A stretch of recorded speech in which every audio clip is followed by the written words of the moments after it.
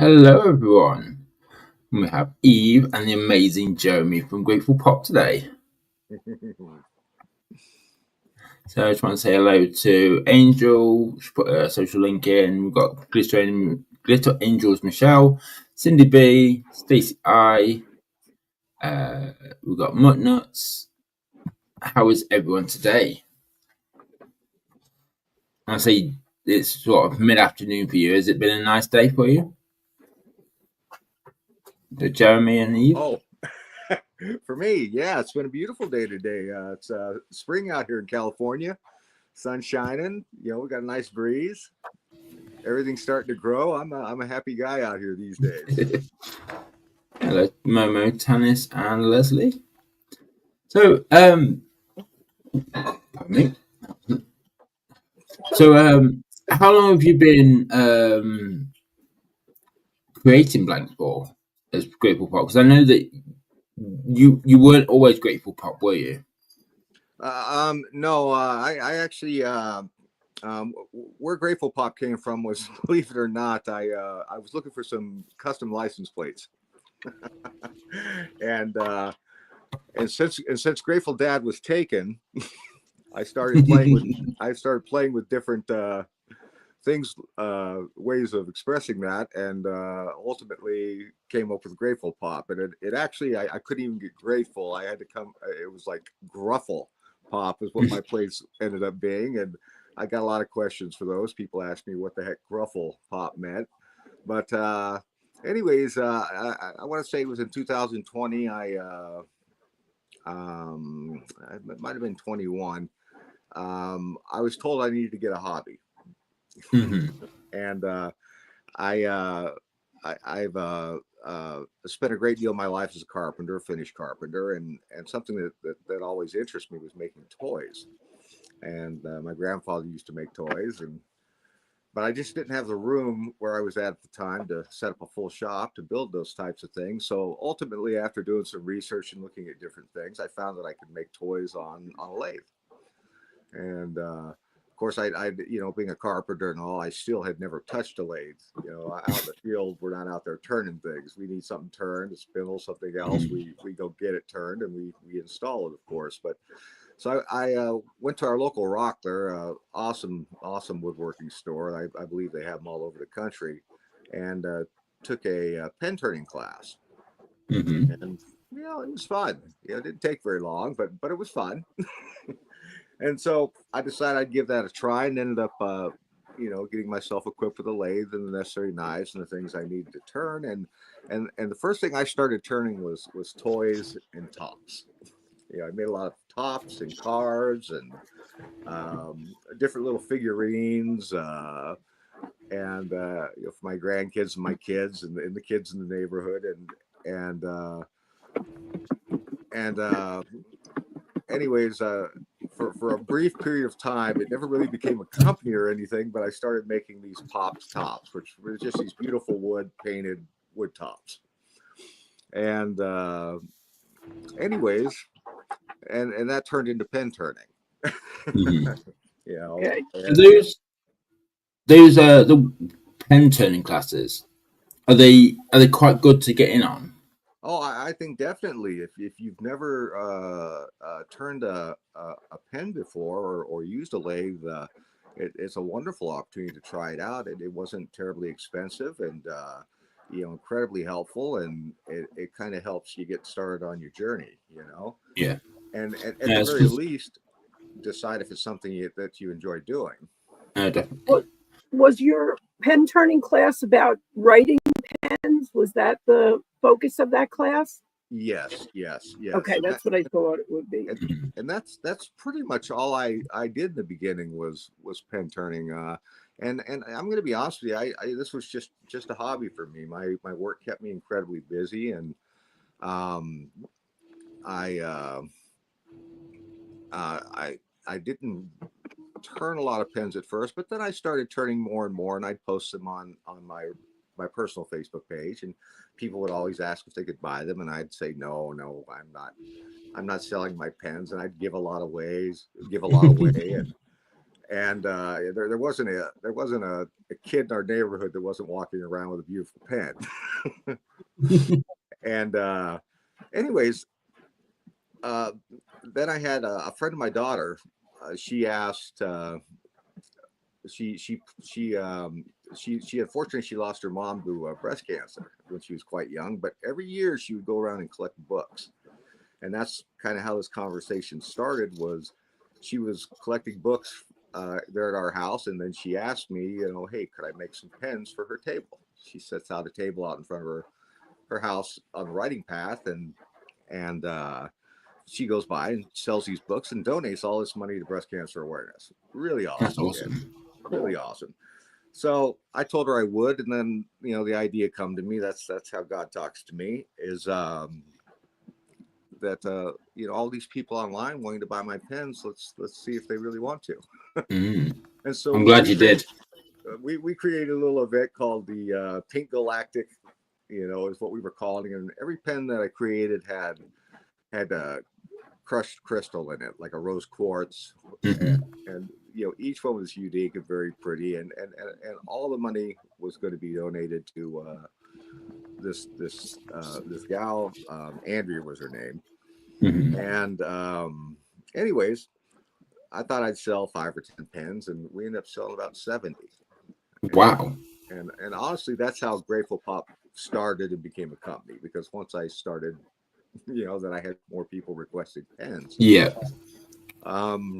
It was awesome. We ended up raising about $1,000 for her, and we did those big checks. I mean, my hands don't fit in the screen, but those big publisher clearinghouse checks that you have, we took one of those out to her house, and with balloons with my daughter at the time. And anyways, so as I started making more and more pens, I started getting more into looking at blanks that were out there. And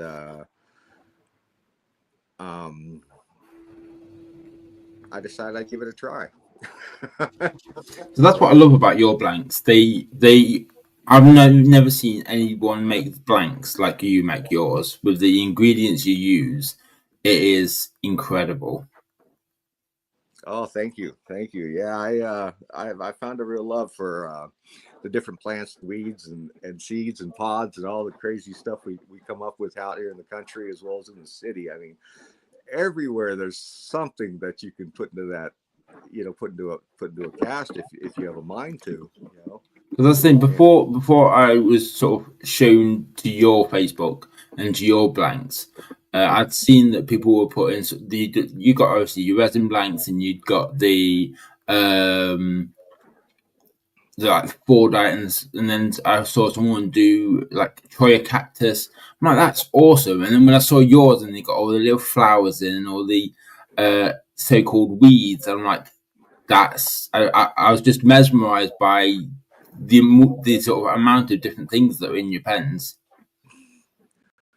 Yeah, I first came across your blanks earlier, I guess it was end of last year, December, January, when Naomi was doing from House of Miscellanea was doing the Margaret Morales event, and you were sponsoring that event, and I started seeing your blanks that were matching up to the canvases, and I was blown away, absolutely blown away. And I think, I don't know how long you had been gaining traction in the diamond painting community, but from my perspective, it looks like that's where things started to really take off.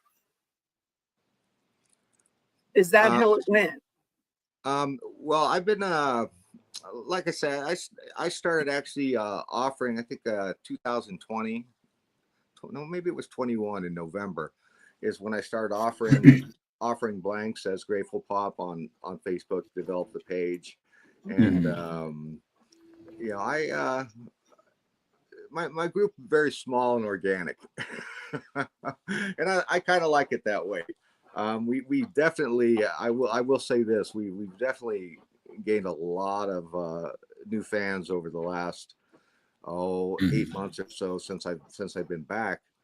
I took a little short break. I do that sometimes. Fortunately, my breaks have been getting shorter and shorter. But um, yeah, no. Early on, I got introduced to the diamond painting. I'll be honest with you. I didn't even really know what diamond painting was or what a diamond painting pen was when I first started doing this. Like I say, mainly I was turning writing pens, and that was awesome. But Donna Bass, I think we all know Donna Bass. She reached out to me looking for blanks, and she's the first person in the diamond painting community that introduced me to that. As a matter of fact, prior to meeting Donna, all my blanks used to be 3/4 of inch square, 5.5 inches long, 6 inches long. They were just your standard pen blanks. And I remember I sent her the first batch, and she reached out to me and said, "Hey, what am I going to do with these?" and from that moment on, our blanks became 1 inch and bigger. But I work with quite a few different craftspeople over the few years. But I will say this, meeting Naomi, awesome, just an awesome person, and the first person I believe that I can think of. I mean, I've been asked to do small events, different things, donate a few blanks here or there for various months that celebrate different things or bring awareness to certain things. We're always into that. We love giving. We love giving back, and we love supporting the things that are important to us. And but something I had never done before that we did with Naomi that was awesome was taking inspiration from the paintings of Miss Morales, which is just fantastic paintings, and there was a lot of fun to that. I mean, the use of the colors in these that these artists use, and it's just incredible, some of it. And of course, we can only pull certain things from it because we're working with. I work with quite a few for resin, considering my typical blank has anywhere from 5 to 8 different shades, colors, or effects. And that's kind of what creates that unique look. But no, that was awesome. And yeah, and then of course we've now doing the year-long Asian event with you all, and we've worked with Mosaic Madness and Okay. and a few other things that are going on out there. I do like on your Facebook when you put the videos out saying, "Oh, these are today's colors for the pens," and it looks like you wouldn't think to like match all the colors up, but you can see from what colors you're going to put into the pen, you already know that it's going to be an amazing pen. Oh, definitely. I'm always surprised. I'm going to be honest with you. I've worked with resin a few times throughout my life in different things that I've done. I've made a couple surfboards, of course, done body work, things like that, but never at this level. And like I say, I first got starting into it because I liked the blanks that were out there, and there were definitely some beautiful blanks, but I wanted something that was a little bit different. The first blanks I actually made were I was building a house. We've got the Sutter Buttes out here, smallest mountain range in the world. Pretty awesome. I reference them every once in a while, but you can see them from all around. There's this tiny little mountain range. But I was working just on the west end of the Butte Sink out there, and this old farmer, and he had some Pecky cedar sitting in his fire pit. I'm not familiar if you know Pecky cedar has the big occlusions in it. You see it on a lot of western walls or different people that do this look. And I asked him if I could snag a little of that. And my first casting was really, really rough. I just wrapped tape around that Pecky cedar and dumped resin in there, and it made some really awesome blanks. And then from there I was having lunch in East Nicholas, which is just a little bit to the north of me here, or excuse me, the south of me here.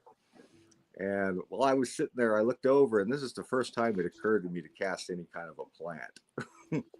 Because up to that point, it was always just resin and wood. I looked over and saw these. We have, I don't know if you have them out there, but we have a big thistle. It's called a blessed milk thistle. and they grow literally everywhere out here. They're real invasive species. They take over, and they're spiky and menacing and scary looking. And I don't know. I looked over at those big thistles dried in the sun, sparkling kind of gold. I thought to myself, I wonder what that looked like in resin. And took a few home, cast them, and I actually still have the pen, one pen from that very first cast. What do we call it? We call it Country Roads. and I'm just as surprised today, like the ones I showed just yesterday or the day before. Every time I cut one open, it just surprises me how they come out. They're just fantastic. I just somehow I got a knack for it. Let's say some of the people we've got Momo, we've got Carol, Cooper Kai, you've got Christine McClellan. I know that Christine's from your Facebook because I've seen her a few times in the chats that you've had. Hello, Christine. See, we've got Crafty Kerry, who we call Future Kerry because it's Sunday where she is in New Zealand. Oh, wow. I hope we're not missing anybody. Linda's here. Ginny, Carol, Melanie Hebert up in Canada, our bear. Helen, so glad to see you, Helen. And you're sending out your love and hearts to everyone. Linda Candle as well. I have put in the chat comments your Facebook profile. So if anyone that hasn't sort of found the Grateful Pop yet on Facebook, please go and check out his Facebook, and you can see the amazing blacks that we are talking about today. There was a lot of buzz today in the diamond painting community because Diamond Art Club released another Margaret Morales. And you may want to go take a peek at that. It sold out in 30 seconds on the early release and in about 1 minute on the general release. So, and it's very different colors for Margaret. It's darker. So you may want to check that out. I think the canvas is called Lilith, so it's almost like demon vibes, which is like an angel. So it's cool. Yeah, it's like a dark angel vibe. It's really cool, really, really cool. So that was awesome. Definitely. And there's a new Peggy Collins, which is where the mosaic, much of her work is mosaic. So another one of those came out today. So just Peggy some Collins, things. Beautiful work. So we have a question from Tanis, who's a member of this group and involved right from the beginning. Are there red spiky flowers in our blanks thistle? Red spiky flowers? I'll be honest with you, here at Grateful Pop, we don't cast a whole lot of flowers, but with that said, a good friend of mine who we work together on casting, Holly, she introduced me to these dried chrysanthemums, and it's about we cast just a handful of things that we actually purchase. About probably 95 to more of everything we cast is hand collected, throughout California here, or sent to me from other people. And these little dried chrysanthemums, that might be what you're seeing if you're seeing a red spiky flower. But most of the flowers that you see in our pens, and actually if it's real spiky, it's probably a teasel flower, which actually looks like a big spiky ball. But when you cross cut it, that's where you see that flower. It's just this spiral of seed pods. And when you cut that, that's where you get the spikes. Now, as far as the color goes, they're actually they're green when they start out. When they dry in the sun, they turn to a nice tan. But then when they weather, they turn almost black. Nice. And we take those and we dye them, we stabilize them, we do all sorts of fun things to them. And then, of course, the resin enters each one of those pods. At least that's our goal. And that soaks up the color as well. So we can pretty much make that teasel, to take on the colors that we want it to take on. Now, where the resin chooses to run, that's really up to the resin. We can. So when you say stabilizing, what do you mean by stabilizing the plants? Stabilizing, it's just a different type of resin. It's real liquid, almost like water, and it's a product that we take. Some of the things that we cast are a little spalted, or some of the things that we cast Like the teasel flower, for instance. The large teasel flowers, there's the center of it is really spalted, so it's an incredibly soft material, Mhm. and very difficult to turn, and deal with on the lathe. And so we replace a lot of that in the larger flowers with resin, and that Okay. way it produces a new effect. But the small ones, we can't really get rid of it too effectively. You just end up destroying the flower. So we put those in a vacuum chamber. It's just a big glass chamber or plexiglass chamber, and we actually put that under a vacuum, and we fill that thing up so that the liquid rises above the material that we're going to stabilize. You put it under a vacuum, and it just instantly starts pulling all the air out of every pore All of right. the Yeah. material. And once all the air is removed, then you reintroduce atmospheric pressure to it, and everything is under a vacuum at that point, and it just sucks that resin into every one of those cells. Wow. And then you It's, let that That's sit for a incredible. little. That's amazing. Oh, and then you heat cure it, and the heat's what makes it hard. And so that's like I think maybe you've seen some of my blanks that have cattails in them. Mhm. Mhm. Everybody, I think you know what a cattail. You got cattails out there on the East Coast. Absolutely. So if you played with one when you were a kid, or even older, if you have one in your house in a display and it decides to fall apart, you understand how explosive they are. It's the Yes. last thing you would ever be able to do anything with. Well, that resin, that's how we make those hard. We get that resin inside there, bake them, and it makes them hard enough to that they can turn. And we do that with a variety of different woods, different materials. And the other thing we do when we stabilize is we can add dyes to it. So we can actually change the colors of different woods and different plants. Yeah, I So think that's one of the things that's been really interesting and well received by the community is that we've seen things in blanks before, like sweet gumballs and things like Mhm. that, but they're usually in their natural colors, which are beautiful. But being able to have those absorb the dye colors is really, it's different. It's something that's very different about your blanks, and I think that's something that's really giving you a bit of an edge with what you're doing. Um, Definitely. oh, thank you. yeah, So, Eve, Oh, have you got any of we're Jeremy's patterns? not yet. I have a couple blanks that are waiting to get turned from Ashley, from Sassy Ashley. They were sent directly, so I never got to see it Oh yeah, except for pictures, and that we was a love while Ashley. ago. So my numbers should be coming up pretty soon, I would imagine. Yeah, Oh, she got I really feel bad busy. for all those pen turners out there. I see how busy they are, and man, I'm sure they're all working as fast as they can. Their fingers to the bone, so to speak. Yeah. Pop, I have Well, yeah. I have a question for you. Um, the resin that you use, are you using epoxy resin or a polyurethane resin? I use an epoxy resin. Okay. I started out like a lot of people do. Urethane resins are wonderful resins, as are epoxies. I'm one of those people that doesn't well. I try not to limit myself by just saying Mhm. this is it. There's one way to do Yeah. things. You know, if I'd done that, I never tried to stabilize a cattail. Right. But and seeing the beautiful flower that they produce.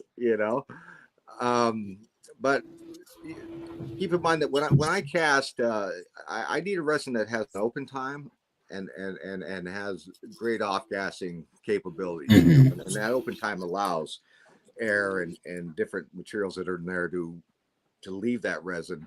Unfortunately, most urethane resins, at least to the best of my knowledge, the ones that are available to me, about 15, maybe 18 minutes is the longest open time I've available to me with a urethane. And at first, Mhm. I did cast with a urethane resin, but as as I started adding more colors, when I was only casting one or two colors, and I was only casting a few different plants, the resin moved, and plus I was able to move with enough time to get the resin in and get everything in the pot so it could cure and do what it had to do, and it was fine. But as I Yeah. started adding more and more colors, more and more plants, um, I needed more time, and Yeah. epoxy resin gave me that time. Now unfortunately, there's some trade-offs. Well, I guess the only thing that about epoxy resin that is heat. It's a lot less. It's a lot more reactive to heat than urethane resins. And that's why a lot of people cast with urethane. It's a good, hard, solid resin, and it can take the heat when you turn it and different things. But unfortunately, I couldn't create the blanks I want to with epoxy resin. I mean, perhaps if I had four sets of hands helping me. But even then, I'm not sure if it would off-gas well enough to where once you open the blank up, it wouldn't have occlusions everywhere and voids and things going on, just because simply the fact that the resin needs time to get down into that. I mean, the one disadvantage to casting all the different plants that I do is you have so many places for air to want to stay. And I will tell you, my first blanks, I wish I had a picture, but they were rough. And fortunately, since I had a background doing inlay with stone and different materials, I was able to fix all those voids and occlusions. They didn't make for a very marketable blank because, although some folks will put up with a few occlusions here and there, they're not going to put up with a blank that's just riddled with it. No matter how beautiful it comes out. So anyways, so cost and epoxy, but always on the search for a better epoxy resin. And we're actually real excited. About 4 months ago, we changed resin brands again, mainly trying to address that heat issue, because that was the number one concern I would get from folks, is they would reach out to me and say, man, I don't know how to turn this. I mean, it's wobbling and bending. And I would explain, well, you got to take your time and turn it easy and not let that heat build up. And pretty much I work with a lot of talented people of varying levels, but still talented. And they would all find their way around that, which was awesome.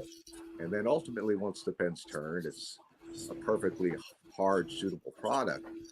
But it's just in that stage, when you're actually trying to create something. Right, because I guess when the friction, it gets so hot as it's turning. Extremely, and it's gonna, and that's why you move around, and I had one caster tell me that she would keep my blanks in the freezer and then pull them out to turn them, and it worked great for her. And I would notice it too when I would turn pens. As I got down to the finer veneers on the ends of pens, man, it was tough sometimes to not see those swell up and split open, and then you've got difficulty. Well, anyways, so we would all of the resins we were using were more than acceptable, and they were doable. It was still difficult. And so what we try to do out here is anytime we have a problem, like the dying of the plants, for instance, the problem there was I was ending up with, like the heavily weathered plants. They look nice in some blanks, but that black oxidized look doesn't look good in everything. And so we had to find a way to change that. And we changed that with our dyes. Plus, we're blessed to live out here in California. We're packed with hippies, and those hippies make the best dyes. Anybody who's looking for dyes to dye their t-shirts or their plants, give Dharma a call out here in California, right on the coast in Fort Bragg. Beautiful. We've known Dharma for years. Kathy's my partner in crime here, who actually was doing resin pouring and found out she's highly allergic to the epoxy resin. So we're trying to find other resins. That's one of the reasons I was asking about polyurethane, because right now our small shop is at a dead standstill. Yeah. But the Dharma resin, we go back 15 years ago. We were doing our tie-dyeing t-shirts. Yeah. We were buying our supplies from Dharma. Yeah, they've been Dharma Trading Company. They've been around a long time. They have good products and good prices. Oh, they are awesome. Yeah, I first discovered them. I had one of my daughters wanted to do a tie-dye party for a birthday party. And so we did a tie-dye sleepover where the first day, everybody tie-dyed shirts. And then, of course, they have to sit. And then the second day, we cleaned them up and did the big reveal, which was awesome. Actually, now that I think about it, I don't think we cleaned them up. I think we just did the reveal and we sent the mess home to the parents. That's what we did. We explained to them what they had to do. Yeah, we had we had a laundry room. You used to have to walk around to the back of the house to get to the laundry room. And with all the equipment, in fact, the place where she pours the resin now kind of looks that way. It looked like a drug lab with all these like formulas up on the walls and equipment and all this stuff. Yeah, and then dye everywhere. Yeah. Oh yeah. No, they make beautiful fiber reactive dyes. That's what I use with the fiber reactive dyes. And anyway, I totally got off course there, didn't I? Yeah. That's okay. It's all very interesting, and we're all Exactly. people. I don't know if I know you guys have seen my lives. You know, my brain rattles a million miles an hour just in real life, but especially when I get something like this, it's exciting. I'm around good people. Exactly. Yeah, my brain's all over the place. I never, when we have these lives, I never sort of stick to a script or anything. It's just, we'll see how it goes. We'll see where it flows. And as long as everyone's having a good time, then that's all that matters. Yeah. Sometimes you go completely off the rails. You never know with this group, but people are here, and we're a very. If anyone in the chat does have any comment, any sort of questions for Jeremy, if you just write them down, and when I see them, we can ask them. Jeremy, you have your Facebook group. Do you have a website or an Etsy store or somewhere, or what's the best way for people to get a hold of you? Is it through the Facebook group? That's about the only way. Well, two ways to get a hold of me is definitely you can reach out to me on Facebook. You can reach out to me on Messenger. I respond to everybody as quickly as I can. Do keep in mind that my energy levels go up and down.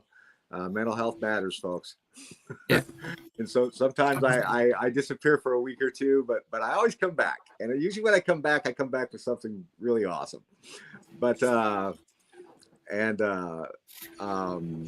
they can message me on Facebook. They can message me on Messenger there, and everything I do is on Facebook, either through my group, or I like to collaborate with a number of different makers that make these beautiful pans and diamond painting. Mm-hmm. And we'll do special drops in their groups to support them, support Grateful Pop, and so there's a number of different ways to get. I must say that collaboration you did with Castaway was unreal. Oh, that turned out beautiful. Yeah, it definitely turned out amazing. Yeah, great folks. Don and Jamie out there at Castaway Creations, just fantastic blanks. We actually just got to know each other this year through a group called Candylicious, right? The Valentine's group there. Yeah. And anyways, just fantastic folks. I mean, that's one of the other things I really love about doing this is I've just gotten to meet so many amazing people from all over the world, let alone all over the country, and then this year you mentioned Margaret Morales, that event was introduced me to a whole new area of getting out there to know people. And I would say this year is probably the first year that I really have, that diamond painting in general has caught my eye. I knew that my blanks were loved by the diamond painting community, but I wasn't really involved too much. I don't spend a lot of time in groups and on YouTube and different things. I love making my funny little videos, on my page. Well, like the one in the rabbit costume. Yeah. I didn't see that. I'm gonna have to go find that. Crazy. You do know that wasn't actually me dancing, right? I know it wasn't you dancing, but I was just the thought of you in a rabbit costume was just hilarious. Yeah, the only thing real on that was my face.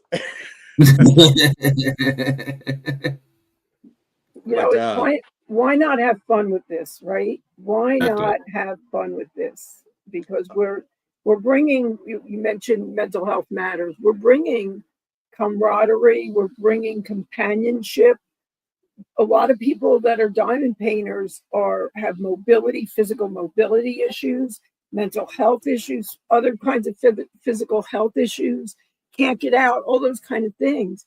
And when we make it fun, people, whether they're getting a laugh or they're live and communicating with people, also we find that most, if not the better part, it's very rare that you find places in the diamond painting community that are not all inclusive, where everyone is welcome, and where we accept people as they are.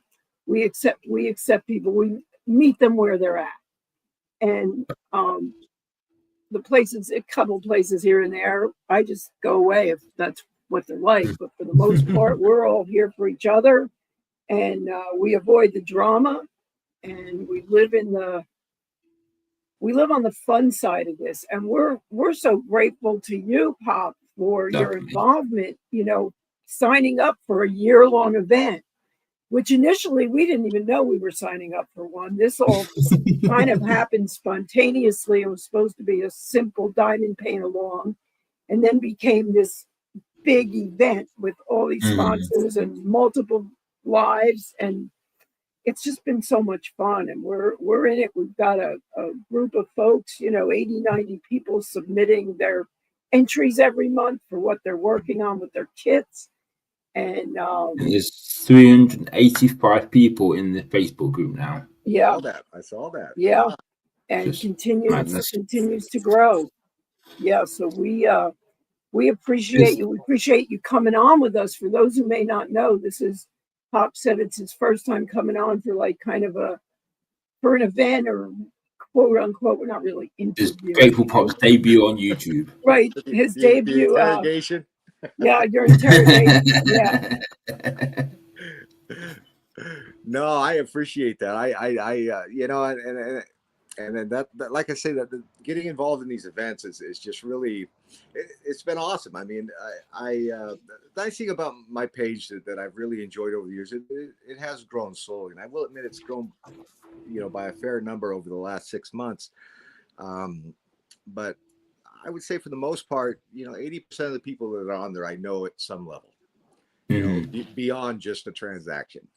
Yes.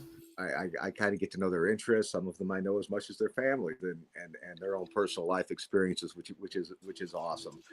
And I've always enjoyed that. I've always enjoyed that now that I can have a little more contact, but getting in contact with actually what the diamond painting community does, and that's what these events has done for me. It's introduced me to the artists, that their work, which before I'd seen a painting here or there on my feed, but never really went through and seen the different techniques that they use and styles and colors, and then just the variety of people, just so many people out there, just amazing people that spend the time to create this work for themselves, and I'm just amazed by it. It's mind blowing to see each one of these individual artists that do this diamond painting, and we appreciate that.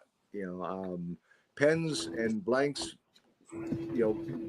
Pen blanks was our primary at the beginning, but the diamond painting community is probably about 75 to 80% of what we do now.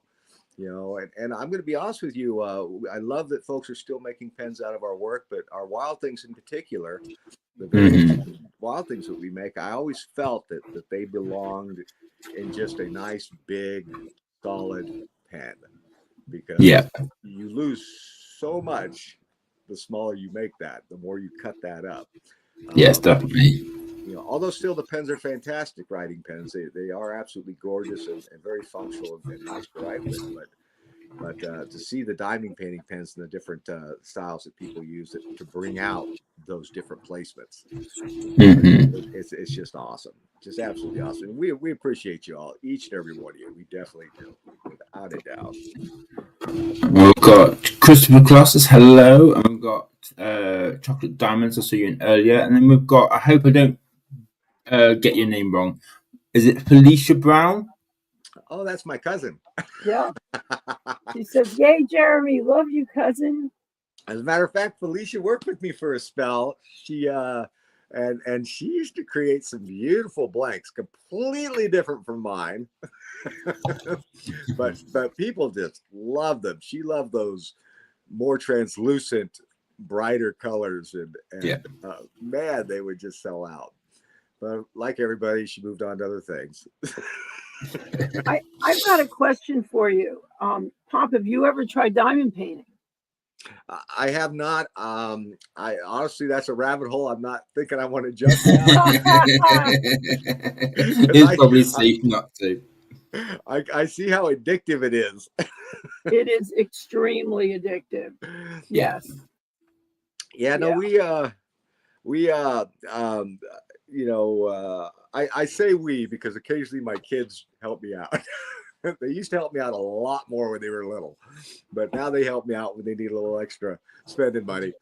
But um, and then of course folks come and join me every once in a while, like Felicia, my cousin. So we are always open to more people here at Grateful Pop. But really, what it comes down to is the we is me and the voices running around in my head. You know, and I only have so much time. That's one of the reasons why we don't as a rule sell diamond painting pens. I'm not going to say we don't turn them. We just don't sell them, and it's because it would. I don't think it would be possible for me to keep up with any more time than I already have between making blanks and turning our writing pens. But we are doing. I think I announced this on my live, and I will announce it here that for our followers and to show our appreciation to the diamond painting community. A lot of the pens that you see me offer online that pop up here and there that aren't custom pens, that's really just our way of testing out our resin. We're continually checking it to make sure it's turning well, it's going where it needs to go, and seeing what the effect is on different ways that we pour out. We don't pour out the same way all the time. We have several different ways to introduce that resin to these placements. And we decide since we're doing that, we might as well start turning a couple diamond painting pens. And so we're going to try once a month, once every couple months, like we just did a giveaway a few weeks ago. So you can win a Grateful Pop diamond painting. And then you might see them popping up at various events. Like I did offer the Castaway Creations. We're going to turn some of those into diamond painting pens. Your cousin says that hopefully you'll. She's put crochet hooks. Hint, hint. Oh. Yeah, those handles. People are looking for ergonomic handles for crochet hooks all the time. What was the one that I saw on yours? It was a wand, wasn't it? I'm sorry. Someone had used one of your blanks into a wand. Oh yes, definitely. It was fantastic. I remember that. Primarily what we put out is, we put out a 1-inch blank that's about 5 3/4 inches long, 5.5 inches long. But we do make a variety of other blanks too, usually upon request. We have folks that are making duck calls with our blanks. They look absolutely magical. Of course, various handles and different things, making spheres. Some are using them for knife scales, the scale you see on the side of a knife handle.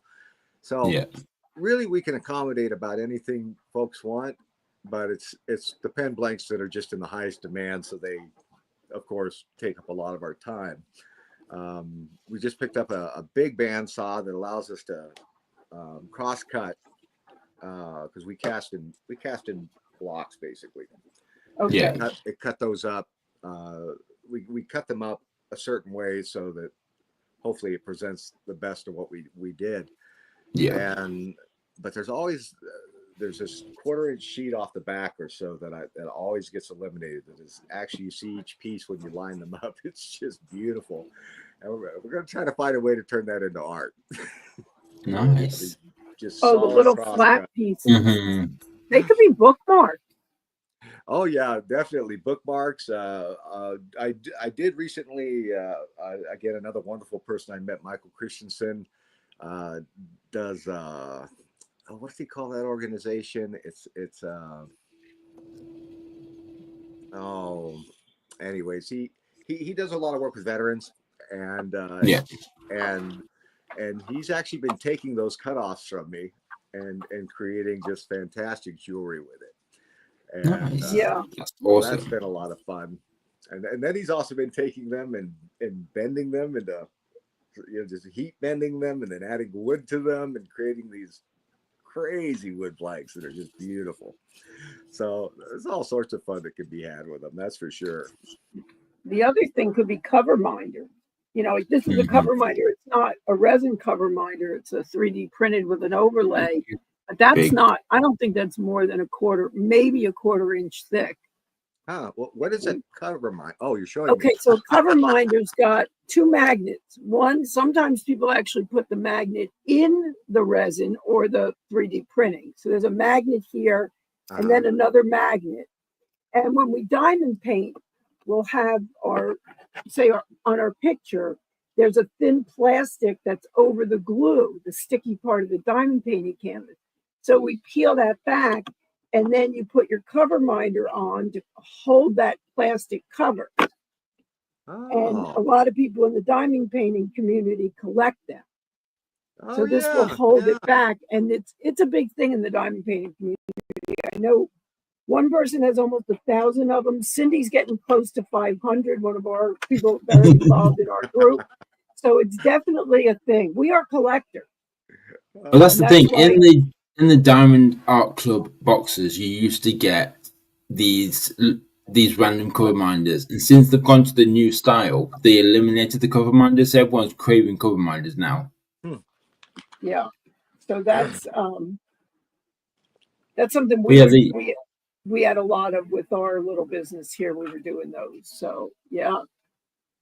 I don't use them that much. I use them a little bit, but I have a bunch of them. Yeah. Well, I mean, so the way I found myself towards you, Jeremy, was Ashley Dustin had done a pen drop, and I'd got one of these pens. I'll show it to you.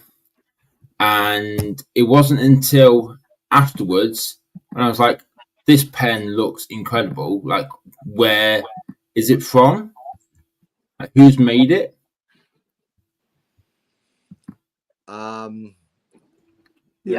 It looks like mine. It's really it is yours. Yeah, it's yours. Yeah, I think I see some teasel there, and there. Yep, we can usually tell right away when we see them now. Yeah. Oh, look at this. Ginny loves cover minders. Carrie loves cover minders. Kayleen says they're also known as needle minders for people that sew or do embroidery or needlepoint. You just put the needle on top. And Linda's the person that has over 1,000 cover minders. Yeah. Well, maybe I'll look into that as another giveaway. Carrie has her koi ones, and we had that one of the things that we made were little koi fish ones. We did those for the Margaret Morales event. I saw those actually. I didn't realize what they were, but I did see those. Those were fantastic. Those are the cover minders that Kathy made with. Our little on hold company is Puppy Pie Pours. And yeah. No, it's awesome, and I definitely see that in the diamond painting community. You guys love your accessories. So, cover minders, release papers, trays, trays, and then the pens. You know, you were talking about that Margaret Morales kit that came out earlier. Yeah. And those got you make it. Pop's got a blank, and hopefully Ashley will be turning it soon. This pen came out a while ago from one of Blank's. I think it was you'd done a pen drop on your Facebook, and I managed to grab a couple of them. But I'll put them on the screen, and they are stunning. But I was just going to say that right-hand side one, the blue one. Oh, yeah. That would match perfectly with that kit that I've just got. Oh, you know what? I'm going to pull the kit up. Let me see if I can share my screen. These are the 4 that Ashley will be turning soon, and I can't wait. They are gorgeous. Oh yeah, and Ashley, she does has such a great eye for turning my blanks. I mean, she just does fantastic stuff. Definitely brings out the best in them. Like I say to a lot of these turners, they make me look good. Are you able to show my screen with the? I can show your screen. Okay. So I'm going to stop screen share on that one and add that one to the stage. Oh, Helen says she got her first Margaret Morales Dragon Spirit, and I know that Pop did some blanks for that. Oh yeah, during the Morales event. Can you see those colors? Look at the colors in, I guess it's her hair, those blues and purples. Yeah, and there's golds as well. That's fantastic. Yeah, no, I love that painting. Love Margaret Morales' work. Just really enjoyed doing that. And even her work that may not really look like it's Asian themed. Margaret Morales is an Asian artist. She's from the Philippines. Okay. And that's where all of her art is applies for our event. There's some other artists that are, you don't know they're Asian because their name, Mrs. Butter D, is another very popular artist, and she's also from the Philippines. So it's interesting. It's definitely all ties in, yeah. Oh, definitely a fun event of what we're doing. But I was thinking, as far as the urethane resins go, Tim McKenzie. I don't know if you've heard of Tim McKenzie, McKenzie Penworks. I'm going to write his name down though for Kathy. I would explore their urethane resin. Tim McKenzie's a fantastic guy. He and his family are just, it's a small business. You're going to see his pens, and his pens are just off the hook. And he's a U.S. company, and that's who actually our writing pens, who we're moving almost 100% to, is these Tim McKenzie, created kits, just because they're just built to last for life. Oh, so he has the kits, the components, the findings and things for the pens. Yes, but he has his own brand of urethane resin that you may want to explore if you're looking at an alternative to the other brand. I don't talk about the other brand. I'm a staunch opponent of the other brand. You have to forgive me, political reasons. But we can probably figure them out. Their resin has a great open time, and in my understanding, can be cast at a much lower temperature for beautiful separation, which basically allows you more time to work with it, because you're not in such a hurry at the end to get that separation. But reach out to them. They'll chat with you. Just regular folks, great folks to deal with when it comes to and their colors and some of the other things that they offer too. Just it's a little more. It's more than just pen making. They have this whole casting line too that they do. Nice. Oh, good. Okay, because Kathy hasn't really been doing pens. We never got there, but she's done a lot of different things. I got a big note for her so she can see it and be able to do it. Kathy's actually legally blind. She has low vision, but still created all these amazing things and wants to get back to it. Right now, we're researching ways to get her able to do her thing again. Mm-hmm. So yeah, and it is the epoxy itself that she's allergic to. I don't mean to pry too much, but you do know that sometimes cleaning agents that people combine with epoxy can force a reaction on you. She went to the allergist and had the testing done, and it was severe. The allergy was severe. So yeah, she's gotten that confirmed. And when she asked the allergist what she should do, the allergist said, "Find a new hobby." He said, "Stay away from it." Right. So we're gonna find a new way to do the hobby for her. She's missing it terribly. She's sitting here nodding her head. She's missing it terribly. So, and it was only less than a year she was in and started discovering what was going on with this. So yeah. No, it happens. There's certain materials I work with, primarily some imported woods that I work with that I do not get along with, and I'm not alone in that. There's other people that have different reactions to different materials that they turn. As a matter of fact, I have a few things that I have gathered here in our local area that are highly toxic plants, but they're so awesome. But looking when you cast them, but I don't send them out to anyone because I've been worried about that. Right? You'd have liability there, right? Yeah, Yeah. well, but they have there's a plant that grows here, and it really, again, a lot of the plants that grow here are invasive. They don't really belong here. They've been introduced somehow. Yeah. Up the road, they tore out some fields, unfortunately, but it happens. Progress, and put in some houses. And when they did their, dam control, flood control, dirt control, they planted a seed mix that had crimson clover in it. Well, crimson clover doesn't grow around here, but now 2 years later, you drive by that field, beautiful crimson clover. Now, of course, Grateful Pop loves that.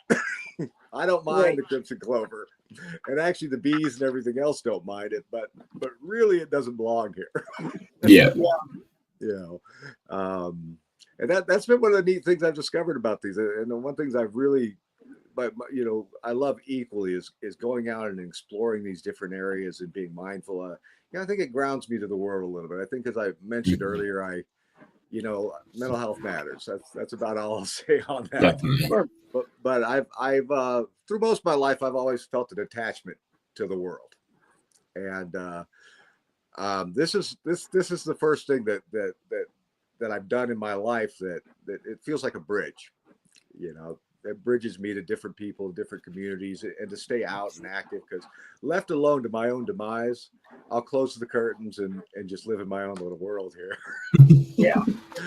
But the thing is that's a happy life. Don't get me wrong, and it's a life, but this is a happier life. Yes.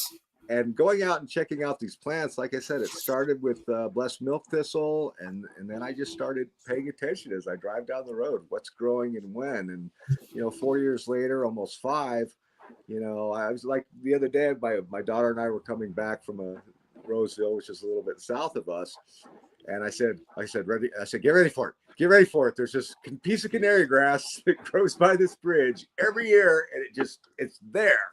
And sure enough, we come driving by, and there's just this little patch of canary grass that every year springs up in the same spot. I notice those things now. Before I would be driving around, and you could have put up an entire city, and I would have been oblivious to it. And I just never realized how, the diversity, how much different things grow in a single spot, and just how particular things are where they grow. Like the teasel that everybody loves, the spiky flowers. Yeah. It really only grows on one little road right around the corner from me. Because trust me, I've searched, because I'm starting to get to the limit of what that patch will provide for me. And it just blows my mind that there's no reason why it wouldn't grow anywhere else, because we're surrounded by different pastures, fields, orchards, the same conditions, but that's where it decides to grow, right there. And then sometimes you'll see weeds pop up in areas where they weren't before, and I wonder if maybe I had a little something to do with that accidentally, but I try my best not to do that, as tempting as it is. Well, there's always wind and the birds and the bees that bring that stuff around to different places too. So definitely. Kind of like here in New Jersey, we have Canadian geese that used to migrate south every year, and then about 30 years ago they decided to not leave anymore. So now they're still Canadian geese, but now they're lifelong, year-long geese here in New Jersey, and they're a bit of a pain in the butt for a lot of people. So there is that. I wanted to say, Pop, that I love that you found that bridge for yourself. Oh, thank you. I work in the mental health field, but not the clinical field. I work in the world of peer support, individuals supporting each other. And when I hear that someone has found a way to connect to their wellness, that is something that's so important. It is Mental Health Awareness Month, and it's something that I certainly celebrate, because I've had my own journey. So we appreciate you sharing that you shared it all that with us. That is really appreciated. Yeah, we're glad you found that. Oh, definitely. I tell you, it's a pleasant surprise. It really is. And like I say, it still blows me away every time I cut something open hey, I made that. Yeah. Now, of course, there's been a lot of practice too. Don't get me wrong. But and yeah, no, we absolutely love it. We, you know, just can't think of a better way to spend my time except with my kids, of course. Mhm. Yeah, I think your cousins put careful with the teasel, they bite. Yeah, when she worked as an apprentice for me, as much as I love what I do, there's things I don't necessarily love doing.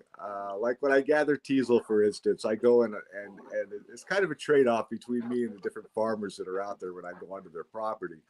Is Mhm.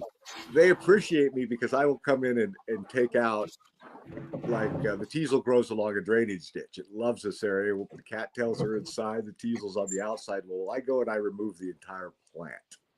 Now, I don't do this till after the seeds are dropped, so I know that we're going to have plants next You're year. gonna have more. And so far, for about 3 or 4 years now, it's worked out pretty good. But what they appreciate is that normally that teasel would drop, fall into their ditch, and they got to burn it or clear it at some point. Well, I Yeah. remove it all.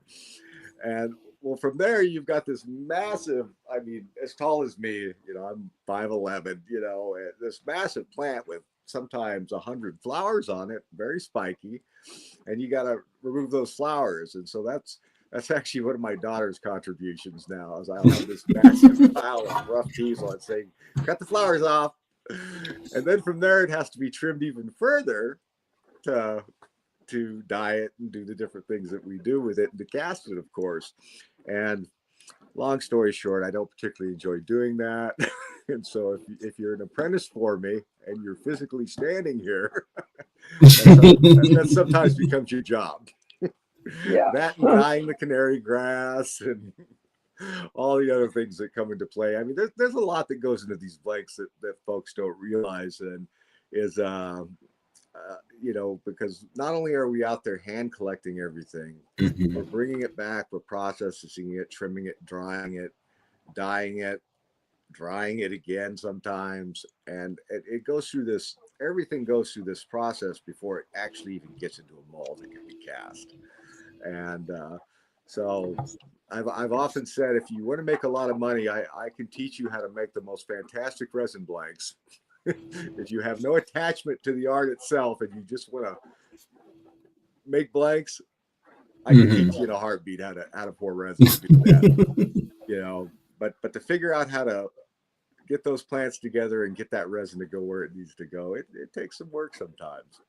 I And think that's what makes me love your blanks so much then, because it's not just um you're buying the chemicals and you're actually doing the sort of the labor behind it and all this sort of hidden details that people don't know. I think it's awesome.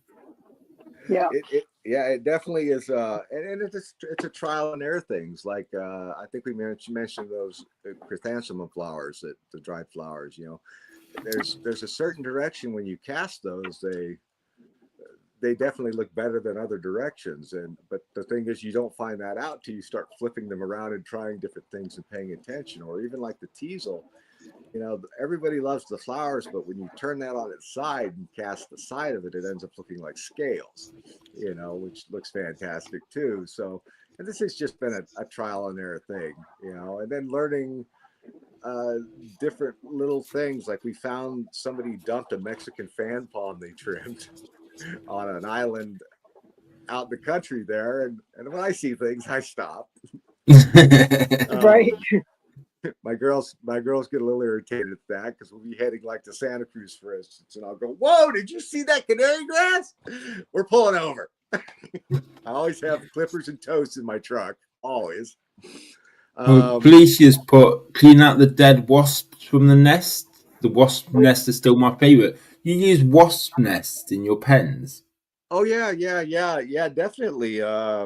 We got a lot of paper wasps around here, Yeah. and they make a beautiful paper-like nest. And in the fall, they abandon those and go somewhere to hibernate. And usually you'll find them underneath sheets of plywood in different areas and swarms. But they abandon those nests, And as soon as they abandon those nests, we go around to the different farmers' barns and knock them off. And we Yeah. haven't done that this year. We're a little late for it. Because now I'm sure if I were to get there, somebody's built one next to it or built one on top of it. But Yeah. they make a beautiful little effect. Matter of fact, we were talking about Castaway Creations. I've been talking to Jamie about recreating that in the 3D printing that she does. Mhm. And I gotta get back to her on that. But because I do love the paper wasp nest, and we don't harm any we don't harm any animals in the things that we do. But sometimes it can be unpredictable how the paper wasps come out, and it would be nice to be able to create that effect with a little more predictability. Now I get Yes. it; you lose the natural side of it, but when you're trying to produce something that several people can enjoy, sometimes it's a little tough with some of the things that we cast. Like there's a flower called velvet leaf. I don't even know if they're still on Facebook, but I went on this big. I was in a horse pasture just north of us. Actually, I was out there collecting wasp nests, and I was walking by the horse pasture, and I saw this crazy little flowery plant growing, and I walked over and looked at it and learned to become it's a plant called velvet leaf. And Mhm. the only place I've ever seen it driving anywhere within 50 miles is this little plant, this horse pasture. And I went on this hunt for velvet leaf. There's like probably 6 or 7 different videos of me calling out to people, where am I going to find this velvet leaf? Oh, look, I found another one, and now since then, once I see a plant and I kind of find it, all of a sudden it's like it becomes visible everywhere to me. I don't know how that happens, but now I see it everywhere. But you don't see it a lot in my casts, although I have hundreds of, it's actually not the flower, it's the seed pod that, again, once it's cast, it looks like a flower. Out there, but I rarely cast them because I haven't quite figured out how to get the resin 100% inside them, or at least 99%. So you might see those coming someday. I've been playing more with pressure, higher pressures, and that's been a big thing that we've started doing this year, is increasing the pressure that we put things under to help push resin into those pockets and pores and to help reduce the amount of occlusions we might have. We're always trying to make a better blank. We're always trying to make something that's prettier, of course, experimenting with new effects, new colors. But more importantly, we're always trying to make these blanks easier to turn, because I want everybody to be able to enjoy them. Although you wouldn't consider them a beginner blank, if you follow a few simple steps that we show when we do our live turns, most anyone can turn them now. I mean, the new resin that we're using has just been fantastic, and it'd be nice to get them to a point where we're just somebody could pick them up and turn them and just go to town on them. You've got a lovely comment here from Ginny. I'm really enjoying this. I think it's neat that people add charms and items to these blanks, but to know you are adding items that some may consider weeds or pests is so neat. She says, beauty in everything. Yeah. Oh, thank you. Thank you. And we're saying hi also to Liz, the diamond painting carer, who just signed on. And I hope we didn't miss anybody. If we missed you, say hello, and we'll let you know that we're saying hi to you as well. I don't see any chats, to be honest with you. Right, because you're on the phone. It's hard to see both. I got you. I think if you go to the comments section and go on the you know what? two options. I'm not going to hit any buttons, Adam, because I do. That could be it. That could be the end of me. I need to disappear from that point. I will go through and watch this later.